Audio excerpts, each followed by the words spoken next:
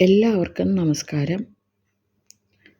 ഭഗവാൻ നാരായണൻ്റെ കയ്യിലുള്ള പത്മത്തെക്കുറിച്ചുള്ള കഥയാണ് ഞാനിന്ന് പറയാൻ പോകുന്നത്.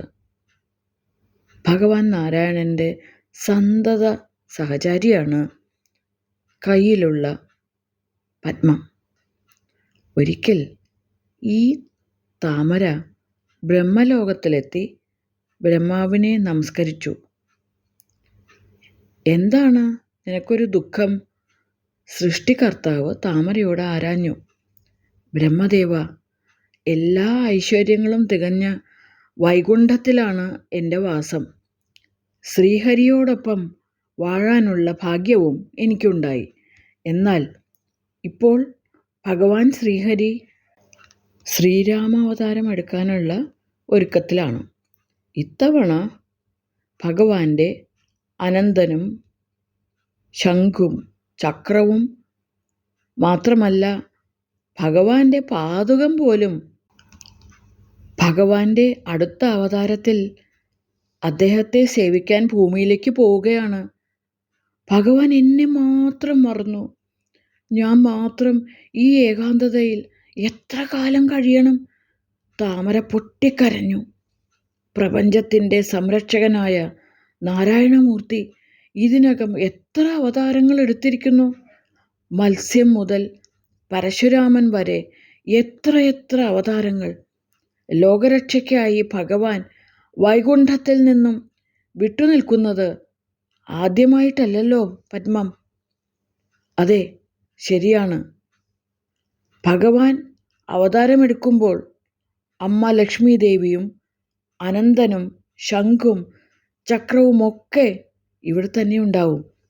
ഞങ്ങൾ ഭഗവത് ലീലകൾ പറഞ്ഞ് ഭഗവത് സ്മരണയോടെ ഭഗവാന്റെ തിരിച്ചുവരവ് കാത്തിരിക്കും.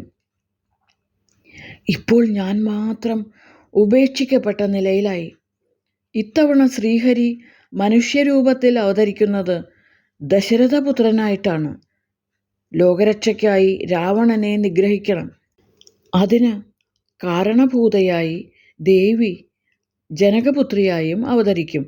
അനന്തൻ അവർക്ക് രക്ഷയേകി ലക്ഷ്മണനായും അവതരിക്കും. മഹാദേവന്റെ കടുത്ത ഭക്തനാണ് രാവണൻ.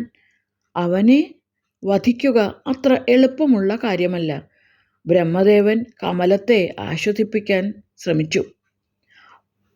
ഭഗവാനൊപ്പം ശംഖും ചക്രവും ഭൂമിയിലെത്തുന്നു. രാമസിംഹാസനത്തെ 14 വർഷം അലങ്കരിക്കുക പാദുകമാണ്. എനിക്ക് മാത്രം ഭഗവാനെ സേവിക്കാനുള്ള ഭാഗ്യമില്ല. താമര വിതുമ്പിക്കരഞ്ഞു. പത്മത്തിൻ്റെ വേദന കേട്ട ബ്രഹ്മദേവൻ പുഞ്ചിരിച്ചുകൊണ്ട് പറഞ്ഞു, രാമനോടൊപ്പം അവതാരം കൊള്ളുവാൻ നിനക്ക് സ്ഥലമില്ല. എന്നാൽ രാമാവതാരത്തിൽ ഭഗവാനെ സേവിക്കുവാൻ നിനക്ക് അവസരം നൽകാം. രാവണ സോദരനായി നീ ജന്മമെടുക്കും. ഭഗവാനെ എന്നെന്നും സേവിക്കാനുള്ള ഒരു ജന്മമാണ് എനിക്ക് വേണ്ടത്. വിഷമിക്കേണ്ട, നിന്റെ ആഗ്രഹം പോലെ തന്നെ നടക്കും.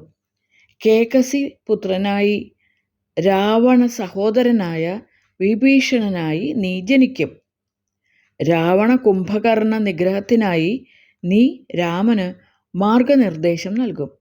സ്വന്തം സഹോദരനായി രാമലക്ഷ്മണന്മാർ നിന്നെ സ്വീകരിക്കും. ഭൂമിയിലേക്ക് പോകുവാൻ തയ്യാറാവുക. ശ്രീരാമസ്മരണ നിന്റെ മനസ്സിൽ എപ്പോഴും ഉണ്ടാവും. അങ്ങനെ ഭഗവാന്റെ അലങ്കാരമായ പത്മം ഭൂമിയിൽ വിഭീഷണനായി അവതരിച്ചു. നന്ദി.